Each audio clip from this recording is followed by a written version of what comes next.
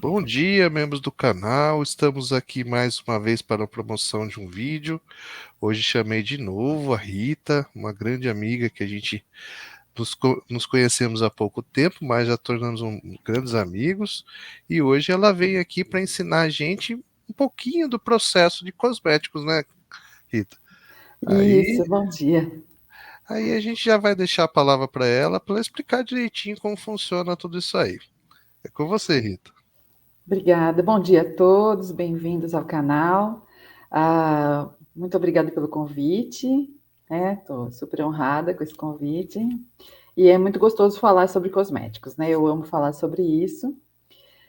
Hoje eu queria só apresentar rapidamente um ciclo de cosmético, desde o P&D até a venda, assim, para a gente só ter um vislumbre de tudo que envolve a vida do cosmético, tá certo? Então, eu coloquei aí alguns slides para a gente brincar, tá? O que eu coloquei? Como começa? Onde começa o cosmético? Então, começa na ideia. Qual a ideia dele? Às vezes começa com marketing, às vezes começa com o próprio desenvolvimento P&D, às vezes o próprio público pede para que ele pede em redes sociais um tipo de cosmético. Então, existem várias fontes de onde vem a ideia do cosmético. Qual que é a ideia? Por exemplo, eu quero como nasceu o filtro solar em maquiagem, né? Então, nasceu. Como que nasceu? Pode ter nascido da cabeça das pessoas, mas também da ideia dos consumidores, tá? Dos clientes. Então, isso é o começo, a ideia.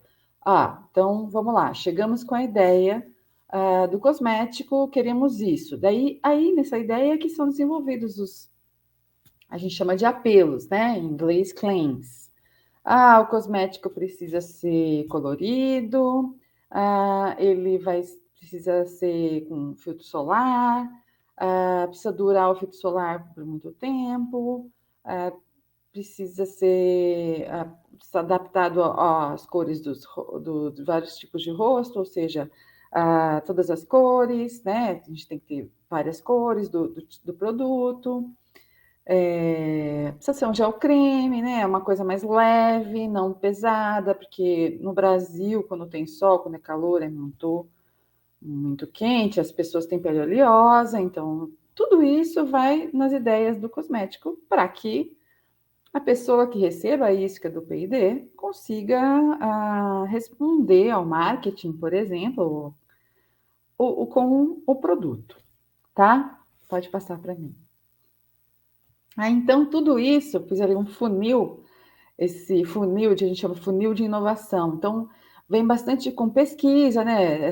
Toda essa bagunça aqui do lado direito, né? Todas as ideias, as matérias-primas, os apelos, tudo vem na cabeça do desenvolvedor.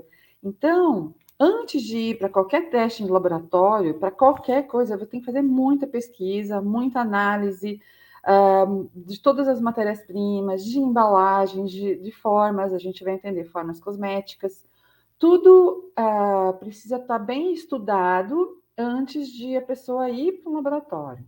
Então, ela estudou bastante as matérias-primas, viu as inovações que tem no mercado, os fornecedores de matéria-prima, como aquilo se encaixa no produto, estudou, né? Tem que estudar, às vezes você tem que ver que tem matérias-primas que têm incompatibilidades com outras.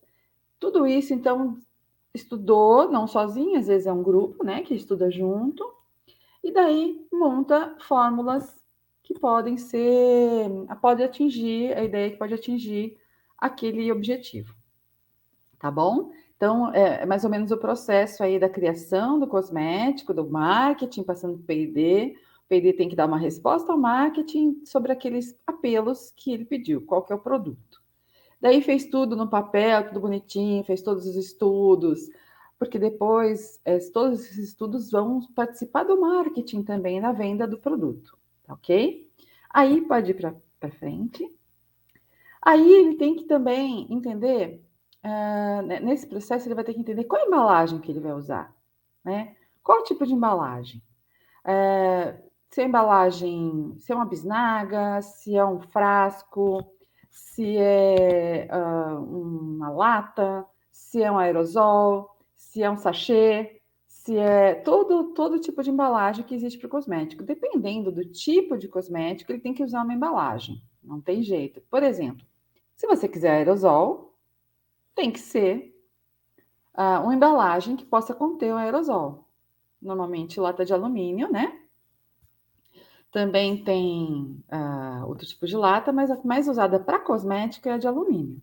Tá com válvula, tudo preparado para aquele tipo de cosmético, tá certo? Então, existem algumas especificidades que são para alguns tipos de cosmético. Se você vai usar, por exemplo, você vai fazer esmalte, você vai usar aquele tipo, né? Então, os que você é meio. Para algum tipo de cosmético, você é limitado, né? Não tem muito o que fazer, assim. Então, você pode mudar a forma do vidro do esmalte, o pincel, se melhor ou pior. Então, isso você pode. Quando você trabalha com cremes, que eu falo que é semissólidos ou líquidos, daí você tem uma variedade de escolha muito maior, né? Porque você pode ter um pump, como a gente está vendo aqui, de apertar, ou pegar esse mesmo produto e colocar numa bisnaga, que pode ser de alumínio ou normalmente de plástico. E aí depende do tipo de material que você precisa usar. Às vezes a matéria-prima não é compatível com o material, então você tem que. Tudo isso também passa pelo desenvolvimento, tá? Então, a embalagem, que normalmente é o mais caro do cosmético, não, né? Ela também passa por um desenvolvimento forte. Não é uma coisa assim, desenvolver a fórmula. Não, o P&D, ele tem uma questão forte da embalagem, tá? E tem que ser compatível com a fórmula e a embalagem. Tanto no entregar para o cliente aquilo que ele determina. Por exemplo, não consigo colocar um creme de assaduras nesse pump da esquerda. Não vai sair, tá? É muito difícil. Teria que ser uma bisnaga para a gente apertar. Por conta da reologia do produto, tá? Você tem que forçar para sair.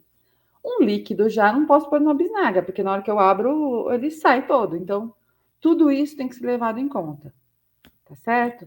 E também o tempo do produto. Por quê? Tem alguns produtos que você faz que ele tem uma certa viscosidade, né, uma reologia mais leve no começo, e com o passar do tempo, ele vai aumentando a viscosidade muito. E daí é mais difícil para sair. Então, até isso a gente tem que prever para saber que o produto vai sair do frasco, vai sair da embalagem, tá? Tudo isso tem que ser pensado para que a gente tenha sucesso no produto desenvolvido. Pode passar então. As matérias-primas, aí a gente vai pensar que tipo de projeto a gente tem. Se é um projeto, por exemplo, natural, então eu tenho matérias-primas naturais. Se é um projeto vegano, se é um projeto orgânico, são denominações diferentes. Se é um projeto de skincare de alto valor, ou seja, um dermocosmético, ou a gente chama de cosmecêutico, aí você vai ter ativos muito mais efetivos para alguns tipos de situações. Por exemplo, clareador de pele, anti-rugas, né? A hidratação profunda, renovação do colágeno, isso aí já é para produtos de skincare mais elaborados. Então, dependendo do tipo de apelo que você tem, se é um mass market, ou seja, se é um produto que vai ser vendido no varejo com preço mais baixo, mais acessível, e é um shampoo, você vai usar algumas matérias-primas e você pode usar as mesmas matérias-primas em outros, só que o que muda aí vai ser, por exemplo, a quantidade de ativos que você usa, o tipo de ativos que você usa, que tem a ver com o preço.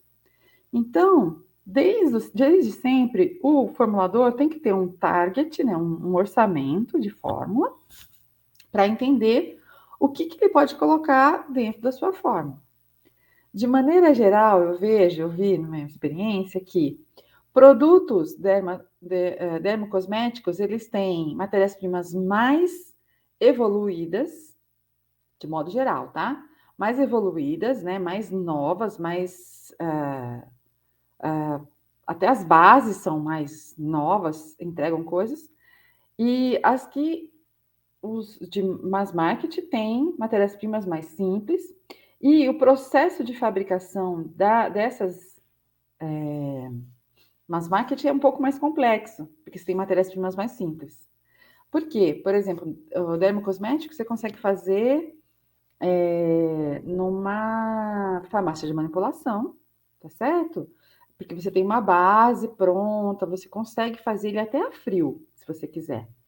Um mass market, normalmente, você vai precisar de um reator, de um processo realmente industrial para fazer, tá? Então, você economiza na matéria-prima e o processo é que é o segredo aí, tá bom? Então, todas essas matérias-primas, elas precisam ter um propósito, né? Elas vieram, o que elas fazem na fórmula? Tem algumas que são básicas, né? Você tem que ter uma base de um produto. Todo produto vai ter uma base, normalmente. E daí você vai ter os antioxidantes, aí vai ter também os produtos que são para antimicrobianos, né, para conservar o produto. Vai ter uma água, água é a principal matéria-prima da grande maioria dos cosméticos, né? Essa água normalmente é purificada ou ionizada, né? O pessoal está usando cada vez mais a purificada. E também vários outros pontinhos de cosméticos para, por exemplo, gel, a gente usa carbômero, para produto em creme, a gente usa ceras. Então, cada produto tem o seu caminho. Claro que tem alguns produtos que são inovadores, então eles são diferentões, assim, né? E são os que a gente mais gosta de mexer. E esses que têm mais risco também, porque você não sabe se vai ficar estável ou não, tá certo? Bom, pode passar. Uma das coisas importantes lá atrás, quando tem a ideia do cosmético e tem essa conversa do marketing com o desenvolvimento, é saber qual é a forma cosmética que eu estava falando lá atrás. Por exemplo, vai ser, eu quero um sabonete em barra, ou vai ser um sabonete líquido que eu vou entregar, ou vão ser os dois. Eu preciso desse produto nas duas aplicações. Eu preciso das duas formas, ou sabonete em barra e sabonete líquido. Eu vou querer um antiperspirante, eu quero aerosol. Tá, eu quero aerosol, mas eu também quero em roll-on. Então, são duas fórmulas diferentes, são duas formas cosméticas diferentes. Uma é aerosol, outra creme, tá? São duas embalagens diferentes, são duas estabilidades completamente diferentes e tem que entregar a mesma coisa. Então, são desafios diferentes, é bem interessante. Vai ser um esfoliante que dependendo desse esfoliante, eu vou colocar num pote, né? A gente tá vendo aqui no meio. Então, dependendo da forma cosmética, você pode usar algumas matérias-primas, dependendo, você não pode, tá? E a mesma coisa para embalagem. Dependendo da forma cosmética, eu vou precisar de um tipo de matéria-prima, de embalagem, ou de outro. E não posso usar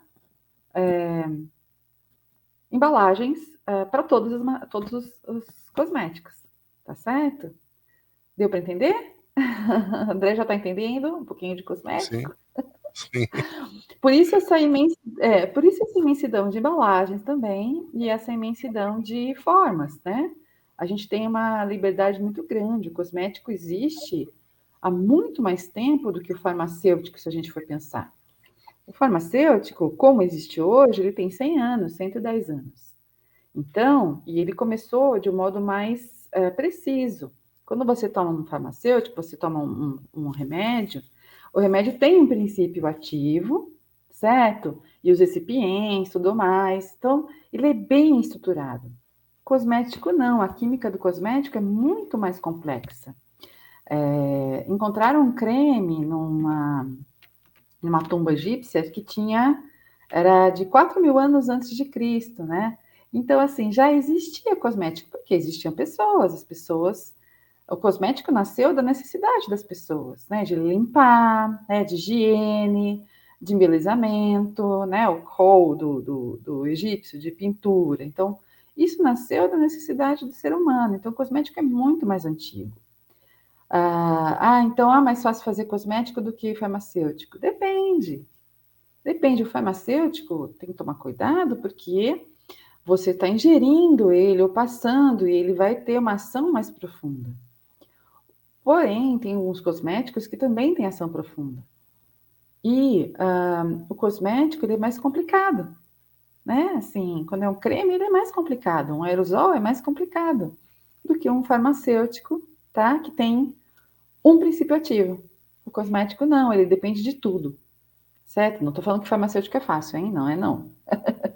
Mas eu estou tentando comparar. Então, a indústria cosmética, o cosmético existe há milhares de anos, né? Claro que o farmacêutico veio junto, né? Assim, a gente aprendeu a aspirina vem da onde, né? Ele é sintetizado, mas é da casca do salgueiro, se não me engano, é isso. Então, observando as pessoas usando aquelas matérias-primas, aquelas árvores, aquelas ervas medicinais, farmacêutica nasceu. Mas também o cosmético, hoje, o novo cosmético, também olha muito para o uso das comunidades, né? Assim, você vai no cerrado, o pessoal vai para o cerrado, aprende, vê o pessoal, nossa, usa muito isso, muito aquilo.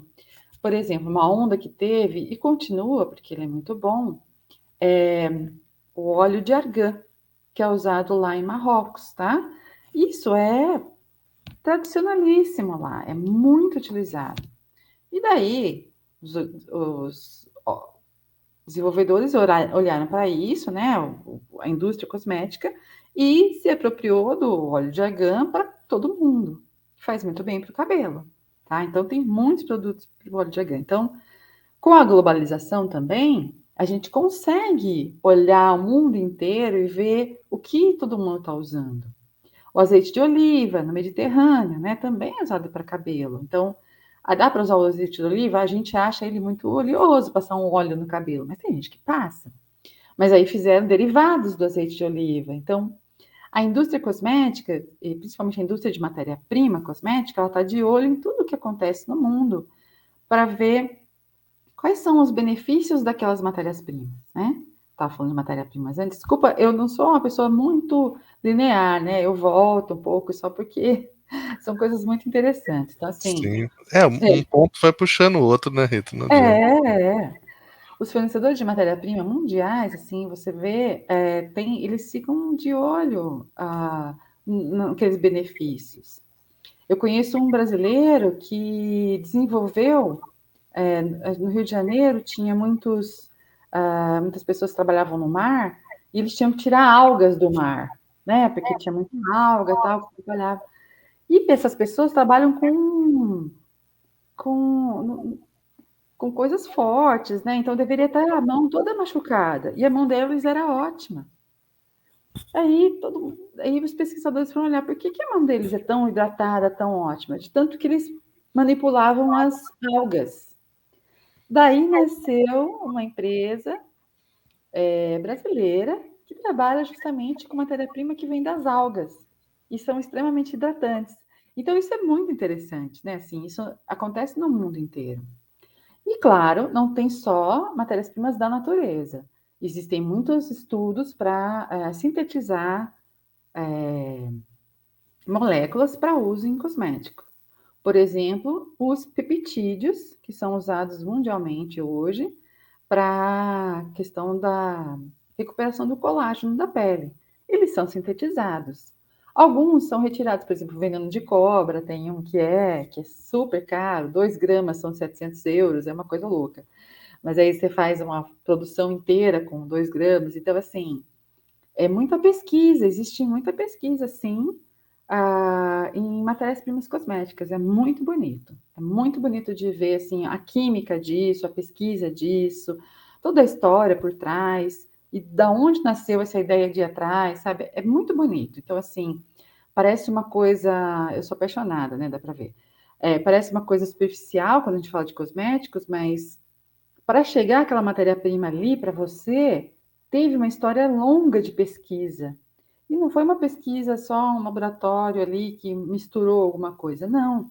Para a matéria-prima chegar até você, teve uma história lá atrás, ela pesquisou.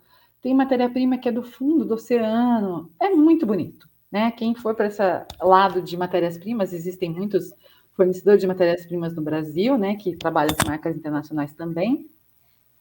É Sim. um universo muito bonito. O Brasil é Tá? o maior celeiro, né, Rita? Amazônia, né?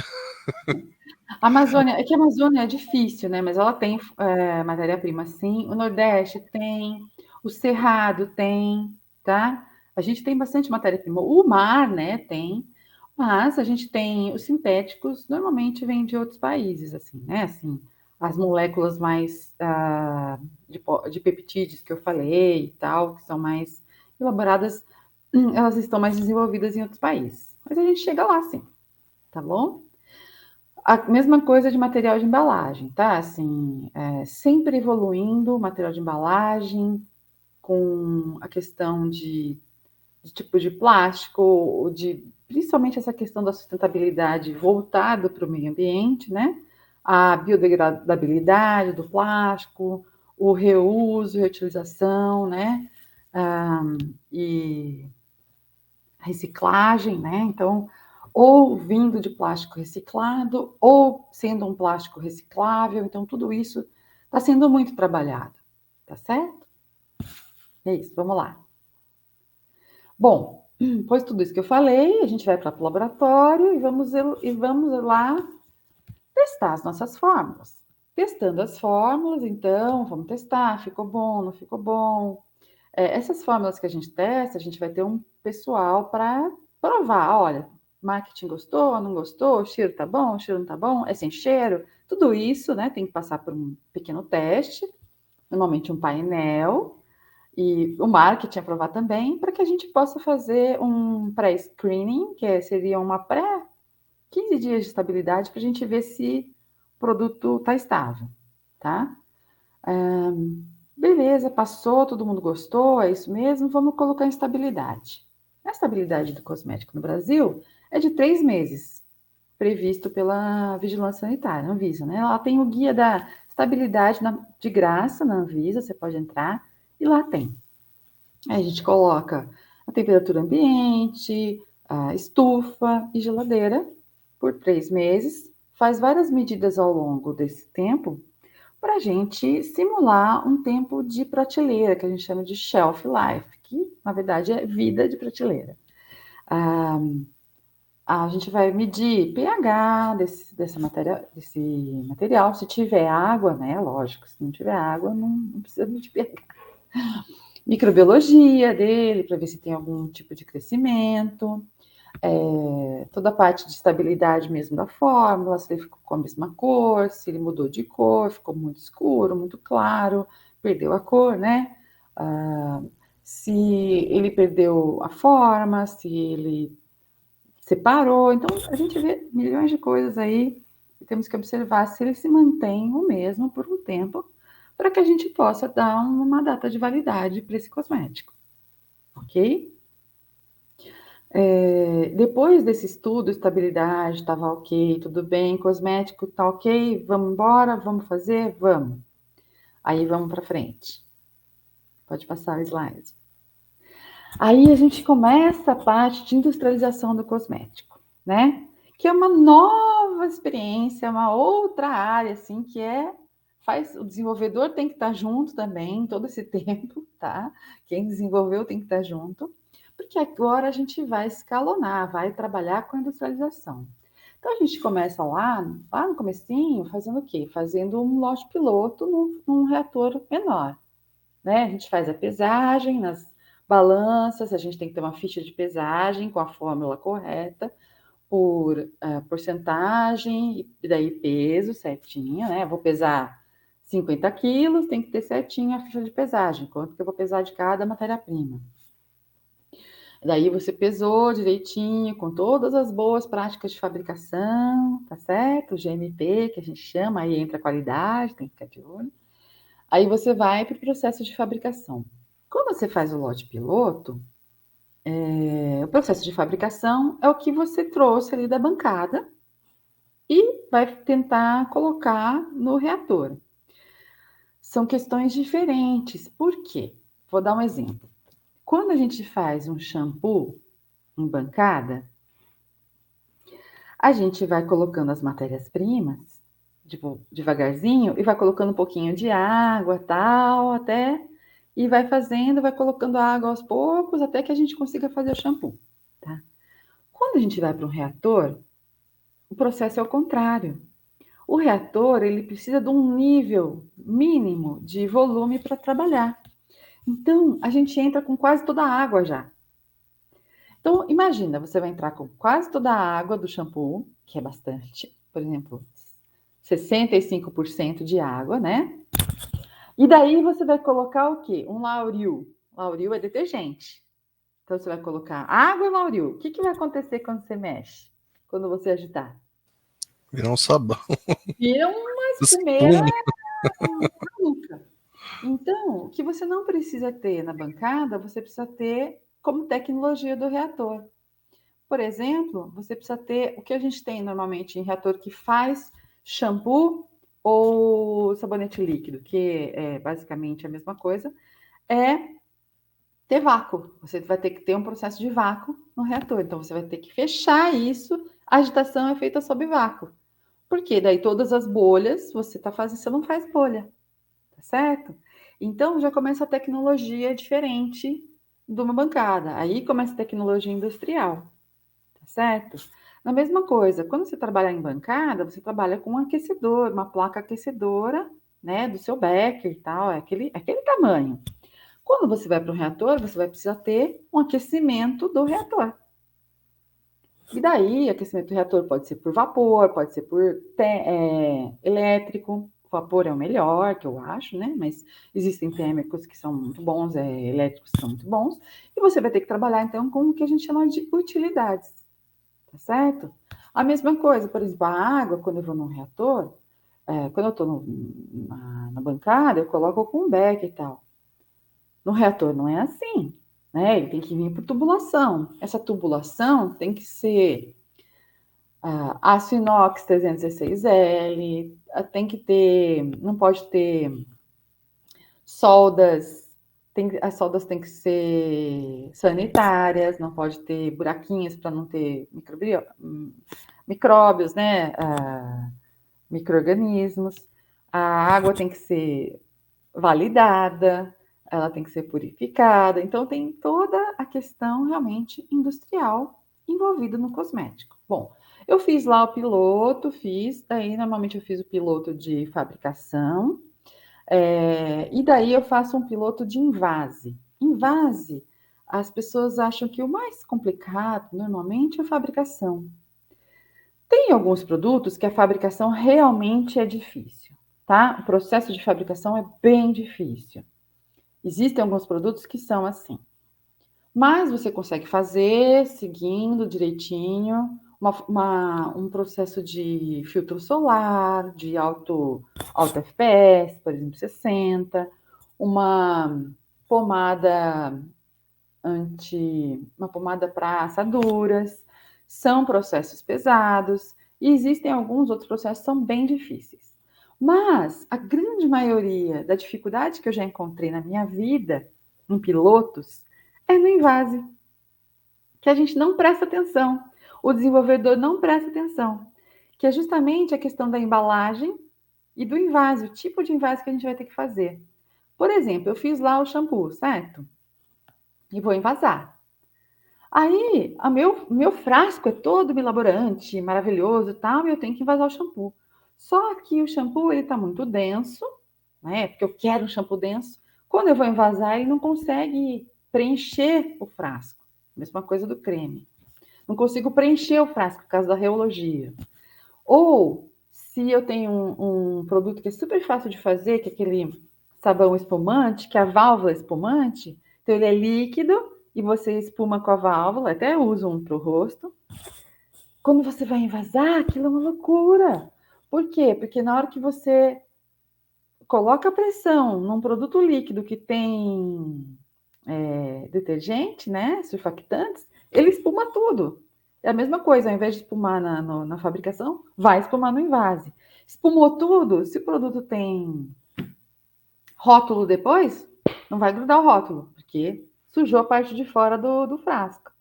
Então, todas essas preocupações, as pessoas da fábrica, junto com o desenvolvedor, com a pessoa do piloto, né, que vai fazer o escalonamento, né, precisa ter essa preocupação. Então, a gente tem que fazer um piloto de invase também para ver a dificuldade ou a facilidade com que a gente vai envasar, certo? Às vezes, tem a ver muito com a reologia do produto.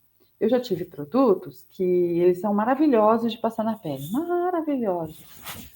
A matéria-prima deles é maravilhosa para passar. Aí, fabricação, tranquilo, foi bem. Quando foi para o invase, o que acontece? Essa matéria-prima maravilhosa que dava a sensação de almofadinha na pele, quando você colocava no invase, ela era meio chiclete. Ela queria ficar ela com ela mesma, ela não se espalhava. Então, quando eu tinha uma máquina de 2 bicos, ela se aglomerava e ia para um bico só. Então, um frasco ficava com o peso certo, o outro não. Por quê? Não foi previsto. Aquela máquina envasava produtos com reologia que se espalhavam. Aí, depois desse caso, a gente teve que fazer o quê? Teve que colocar essa máquina com 2 bicos com pressão. Para esse produto, precisa de pressão para invase. Então, a tecnologia também tem a ver com o produto. Às vezes é um produto, parece muito fácil, né? E, na verdade, não é. Ele talvez é fácil depois com a tecnologia que você realmente desenvolveu para ele. Tá certo? Aí todo mundo fala assim, é tão fácil fazer shampoo. O shampoo, para mim, eu acho mais difícil de fazer. Mais difícil de fazer é porque tem que ter o vácuo, porque a viscosidade dele é difícil de atender. Tem toda a questão de transparência, se o shampoo é transparente. Às vezes ele fica turvo. Então, eu acho que o shampoo é uma coisa delicada de fazer. Qualquer shampoo, seja shampoo mais caro, shampoo mais barato. Porque ele é mais difícil de fazer também. Fala, ele é tão barato, então, mas ele é. É tão fácil fazer? Não é. Não é tão fácil. Né? Eu acho difícil. Fazer um bom shampoo é difícil na fabricação. No invase já é mais tranquilo. Então, assim, existem dificuldades, produtos que são mais difíceis na fabricação, produtos que são mais difíceis no invase. Existem produtos que são fáceis na fabricação, difíceis no invase, né? E existem produtos que são fáceis nos dois. Aí, tranquilo, tá? Aí a pesagem que é o problema. Não, tem produto que vai mais flow, assim, né? Mais azeitado. Mas tem produto realmente que tem algumas preocupações que você tem que ter por conta do tipo de produto que é. O óleo, por exemplo, óleo bifásico, óleo trifásico, para fazer é mais fácil, porque é tudo líquido, né? A pesagem é fácil, é tudo líquido, a mistura é fácil. Porém, para o invase é mais complexo. Porque o óleo parece que as partículas eles ficam na atmosfera ali do invase. O que vai acontecendo? Esse frasco ele tem que ser ou rotulado antes do invase, ou ele tem que ser serigrafado. Porque depois do invase, porque essas partículas de óleo ficam aí na atmosfera, você não consegue mais grudar um rótulo. É muito difícil. Então, toda essa preocupação, então, cada tipo de produto você tem uma preocupação. No invase, você vai ter que ter bicos diferentes para cada tipo de produto de invase. Então, uns são mais largos, outros são mais finos, um tem corta-fio, outro não tem. Então, tudo isso é tecnologia, tá certo? E essa tecnologia da industrialização é extremamente importante para que você tenha sucesso na fabricação do seu cosmético. Tudo isso normalmente é feito por um gerente de projetos, junto com o time da fábrica. Então, a qualidade tem que estar junto. Se o produto ele está no invase, ele está saindo muito, você pode contaminar o produto, então não pode. Então, assim, tudo isso tem que ter muitos olhos para não ter problema com o produto, tá certo? Por isso que eu falo, as pessoas falam, que lindo. Eu acho linda a produção, quando tá saindo o produto final, eu falo assim, gente, saiu. E eu já vi mais, assim, cada ano era 400 produtos, então, assim, eu já vi mais de uns 4.000 produtos saindo, assim, sabe, novos. Que eu me imagino, 4.000, 3.000. E eu falava assim, nossa, ele saiu. Porque eu sei toda a história dele, né? Lá a gente conta do desenvolvimento até o final dele. Olha, ele saiu, que lindo. A dificuldade que a gente teve de trazer a matéria-prima no tempo certo, toda a questão da cadeia de supply chain, né? Então, a gente tem toda essa parte também. Olha, tudo daí, a pessoa que trabalha com projeto sabe tudo isso. Então, na hora que sai o produto, ai, que lindo o produto, saiu, que lindo. Então, é sempre um filhinho que sai, é sucesso! É sempre um filhinho que sai quando sai o produto final. Então, é por isso que eu amo quando vejo o produto sendo feito assim, sendo colocado na caixa de embarque. Eu acho maravilhoso. Né? Pode ir para frente. Aí vem toda a parte de, eu coloquei só venda aí, eu não coloquei da parte de armazenagem. A armazenagem também é importante, porque tem produto que não pode passar 30 graus. Por exemplo, que ele começa a degradar, né? Então, e tem produto que não pode ficar numa temperatura muito baixa, que começa a cristalizar. Shampoos, por exemplo, eles podem cristalizar, né? E daí você vai ter um produto esquisito quando você comprar. Ele muda a forma. Então, a armazenagem do produto é muito importante, o transporte também. Considerando o Brasil, né, só o Brasil, a gente tem um país que é continental praticamente, né? Nós temos o sul do Brasil, que no inverno é muito frio, e no verão é muito quente.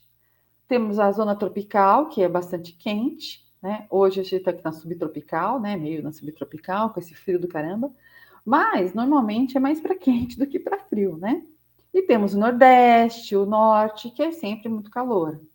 Então, a gente tem que pensar nesses transportes, até nisso a gente tem que pensar, vai ser transportado, vai ser armazenado, ele vai ser vendido no nível nacional, vai ser local, né?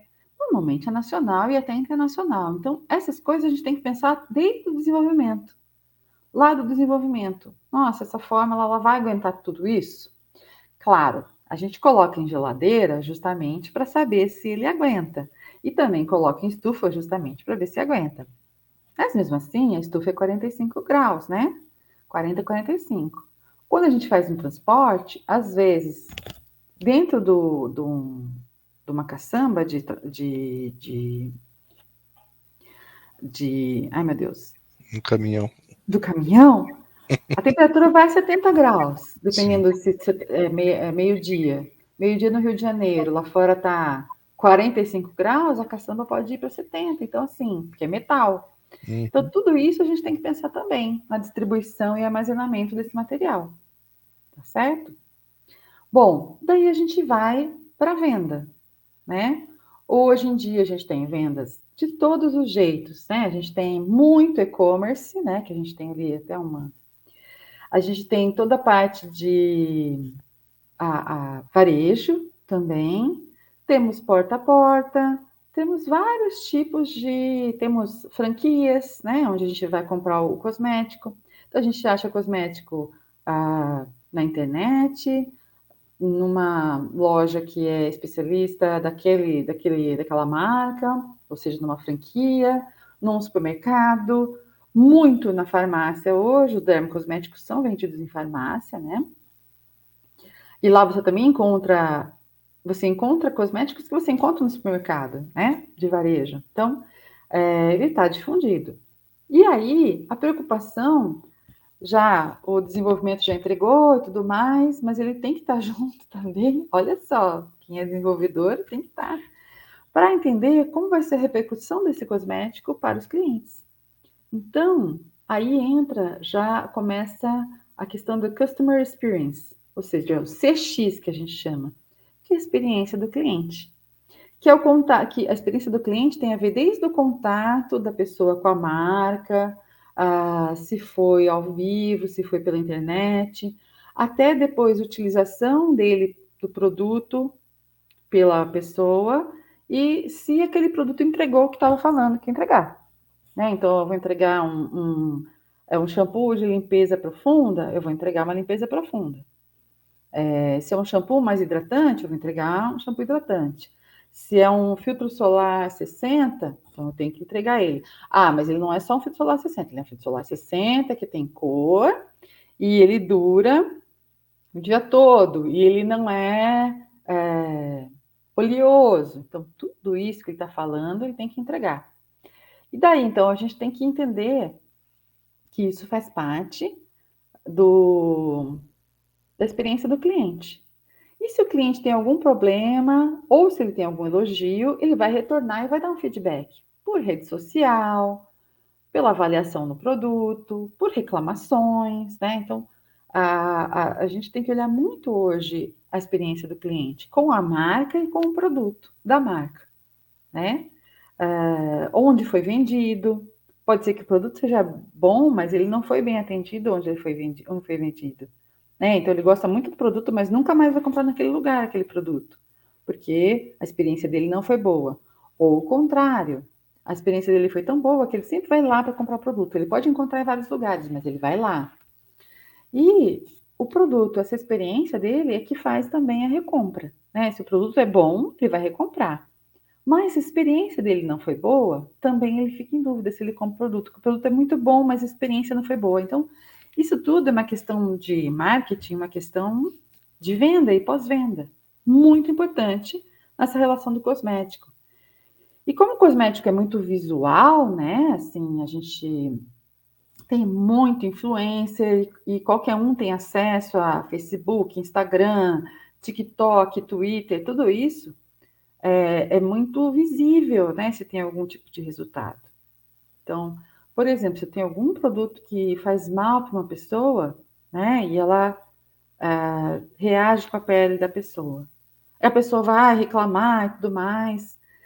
Uma pessoa de bom senso vai reclamar primeiro com a marca. Não vai colocar diretamente que ficou tão mal assim numa rede social. Mas tem gente que vai fazer escândalo e vai colocar numa rede social. Quando você tem isso, você tem que trabalhar com o serviço de apoio ao consumidor, e tem toda uma rede por trás que tem a ver com o médico dermatologista, com todos os testes que esse produto teve que passar, porque o produto tem que passar por teste de segurança, né, para lá atrás, para ver se não tem problemas de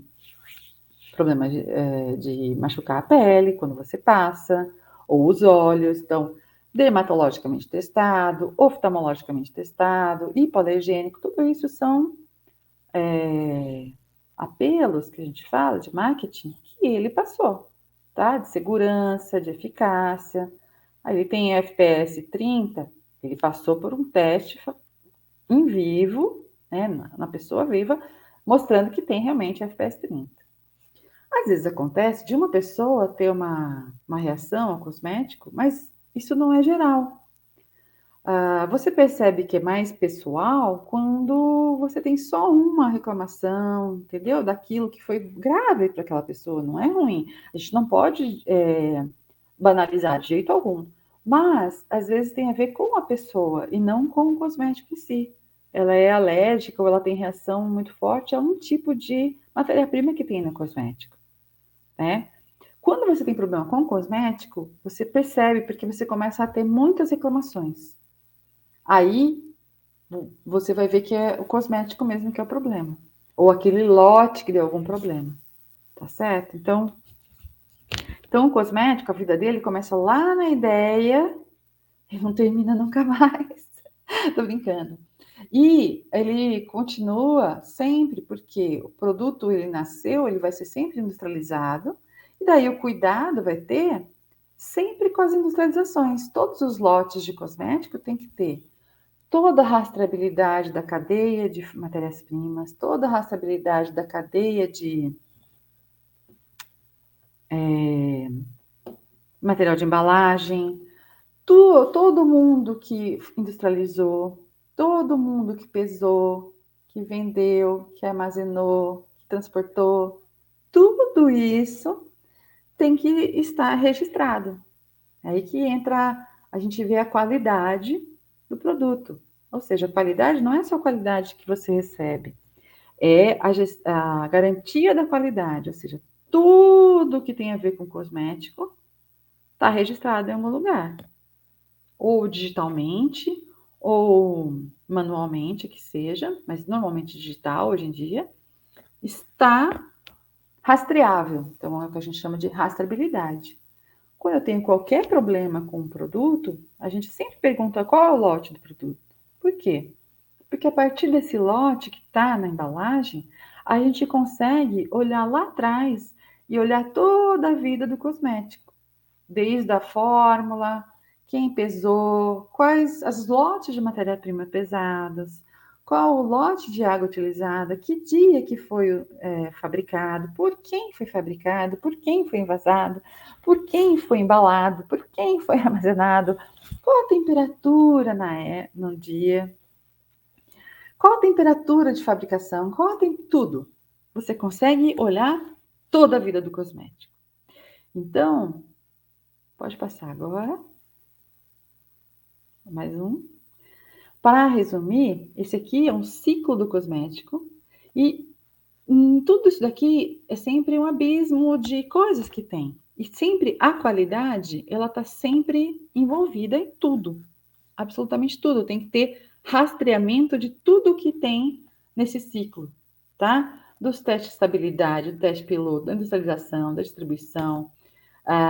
Se pós-venda é mais com marketing, mas ela vai ter que resgatar lá no P&D, se ela tiver algum problema, ela tem que voltar lá no P&D para a pessoa do P&D para entender as matérias-primas, o fornecedor de matéria-prima. Então, assim, todo esse ciclo é envolvido por um sem número de profissionais, né? Então, dentro de uma fábrica, a gente vai ter pessoal de manipulação, de pesagem, de fabricação, de invase, de armazenagem. Tem o pessoal que é da manutenção, que tem olhar, tem o pessoal da limpeza de máquinas, tem todo o pessoal do controle de qualidade, tem todo o pessoal da garantia da qualidade, tem o pessoal da fábrica que tem que organizar, né, que é a produção, que tem que organizar esse invase, que tem que organizar tudo certinho. Então, assim, é bem bonito, né?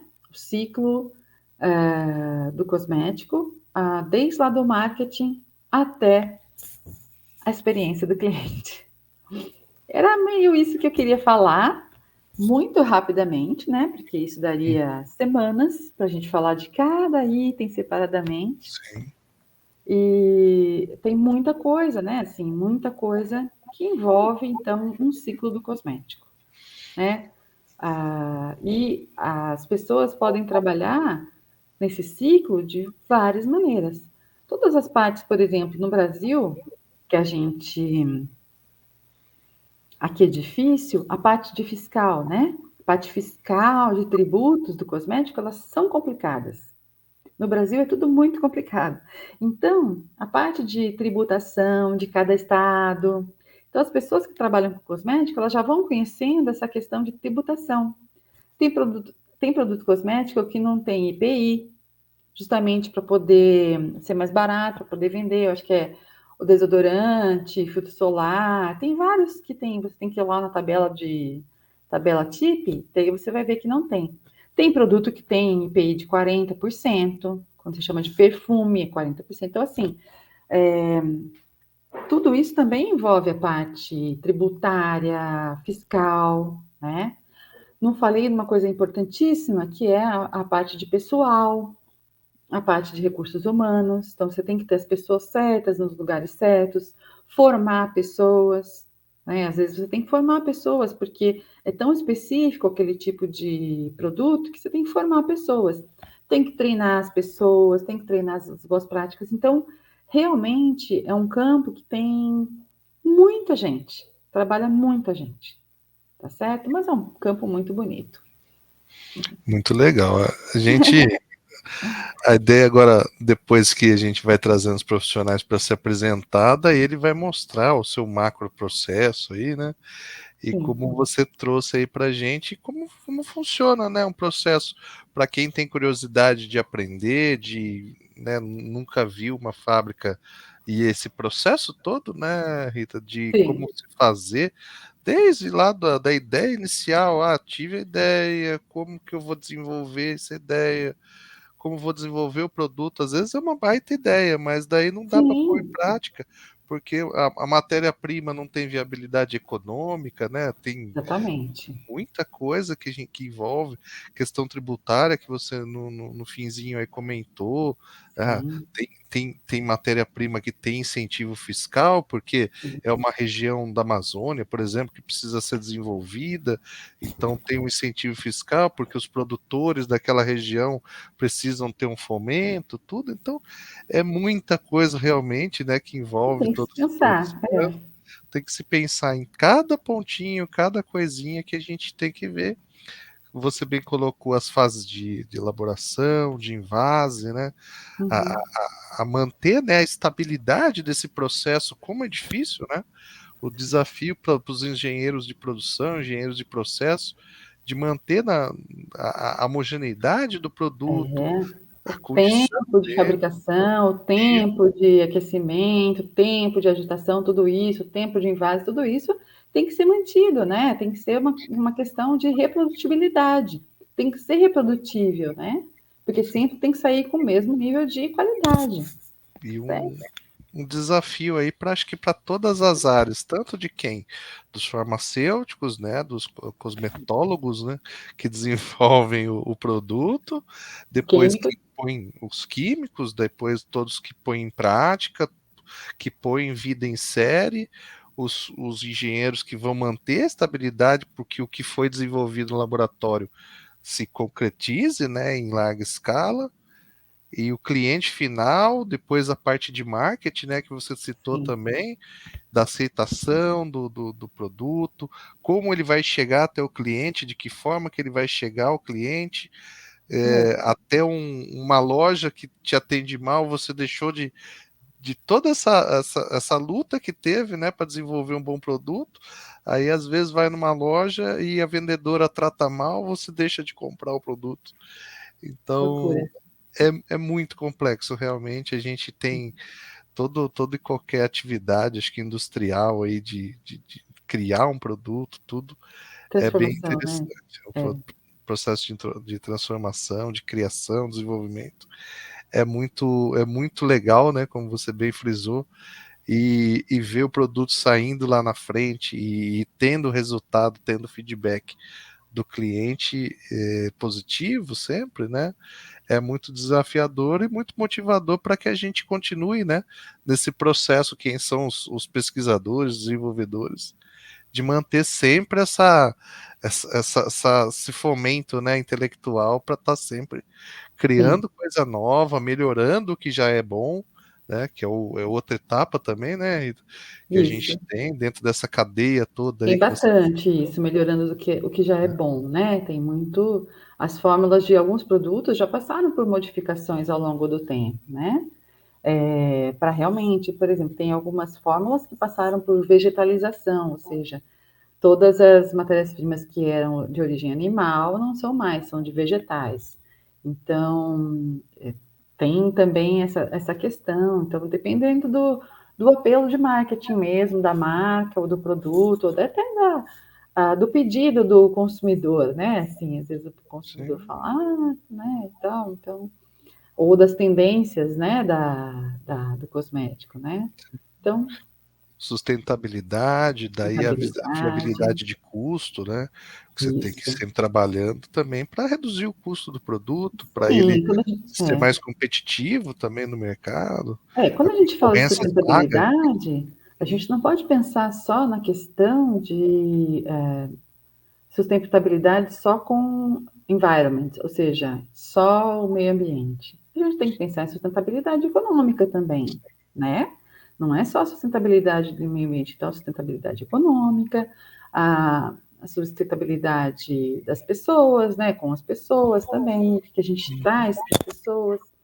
Então, as indústrias cosméticas hoje também estão pensando no seu entorno, nas suas comunidades em volta da fábrica, ou nas comunidades de onde você traz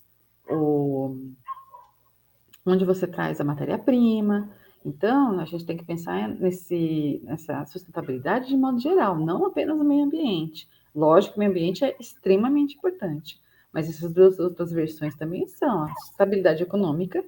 Se uma fábrica, uma empresa não tem sustentabilidade econômica, ela não tem sustentabilidade. Não adianta ela colocar esforços em várias áreas, porque ela não vai sobreviver, tá Sim. certo? Então, precisa ter sustentabilidade global, assim, né, de modo geral, tá certo?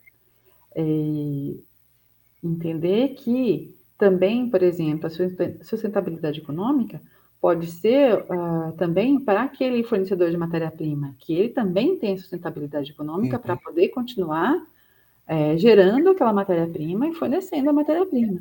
Então, existem diversas iniciativas, né? Quando a gente fala de ESG, uma sigla que está muito na moda, Uhum.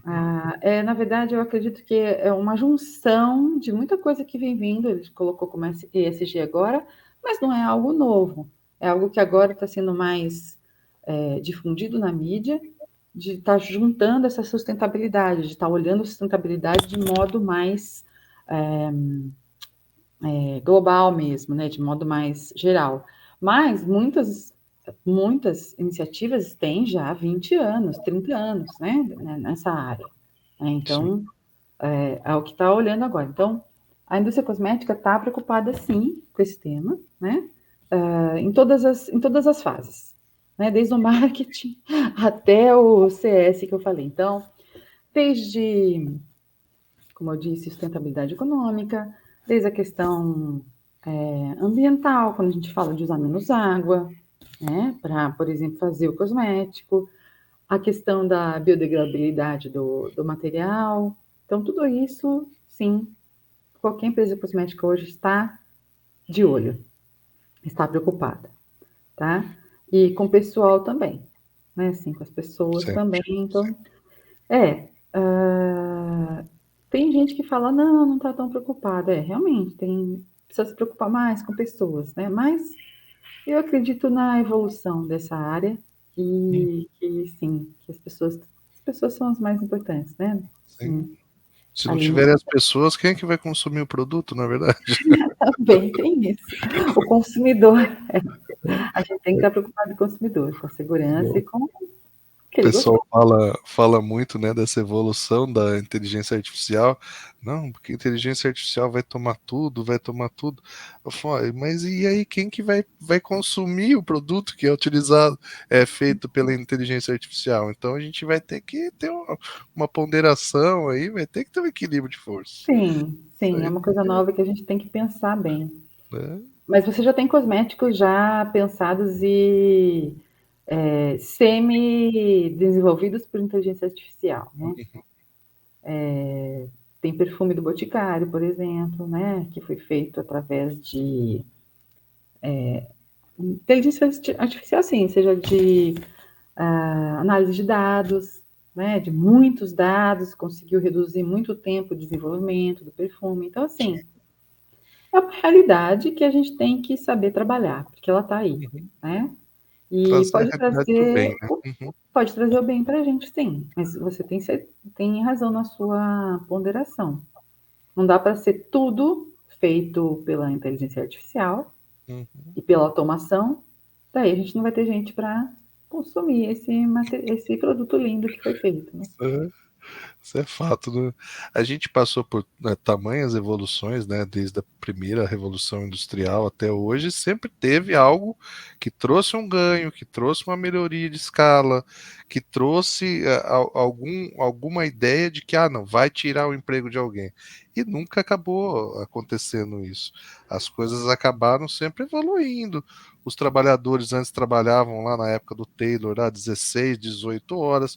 Hoje já está se pensando em semana de 4 dias. Então, Mas eu acredito sim que a gente tem aí um risco sim de ter existem profissões que no futuro não vão mais existir. Então a gente tem realmente que trabalhar com as pessoas, formar essas pessoas, porque realmente tem profissões que não vão mais existir. Existem. Então, é interessante que essas pessoas e os profissionais fiquem ligados no que eles podem sempre estar aprendendo para evoluir, para que isso não aconteça com eles, tá certo? A Porque, gente tem que se adaptar à nova era, né? Tudo sim, como existia, né? Antigamente a gente tinha muito bibliotecário, hoje já não existe tanto, por exemplo, né? né? Indústrias gráficas, né? Existiam aos montes, hoje cada vez menos. Existiam locadoras de filmes, né? E hoje isso não existe mais. Então, Hoje, por exemplo, você passa no pedágio sem ter contato humano, você pode passar um supermercado no caixa sem ter contato humano no caixa, tá? Tô falando. uhum, Ah, então, tem essa questão, né? Toda a questão de comprar, você vai comprar um titi e você vai no cinema, você pode comprar o titi pela internet, você não tem contato. Então, assim, a gente tem que entender que realmente algumas coisas vieram que não vão mais sair. Então, a uhum. gente tem que se preocupar, sim, em estar ligado com a evolução, sim. Tá E certo? sempre se especializar e treinar cada vez mais. Aí quando a gente, quanto mais sabedoria, mais agrega valor e mais vai ser competitivo também. Isso é É, fato. isso mesmo. Excelente, Rita. Mais uma vez, muito obrigado pela grande aula aí, um grande conhecimento. A troca de conhecimento é fantástica sempre. A gente vai trocando ideia, conversando e para os ouvintes, para o pessoal que assiste o canal também, vai poder ver como funciona o processo de criação, desde a criação até a entrega final de um produto cosmético. Tá Obrigado ótimo. mais uma vez e um excelente Imagina. final de semana para você, Rita. Obrigada, eu agradeço também, novo convite, e fico à disposição. Tá bom, André? Um Joia. abraço Combinado. Fica com Deus. Tchau, tchau. também.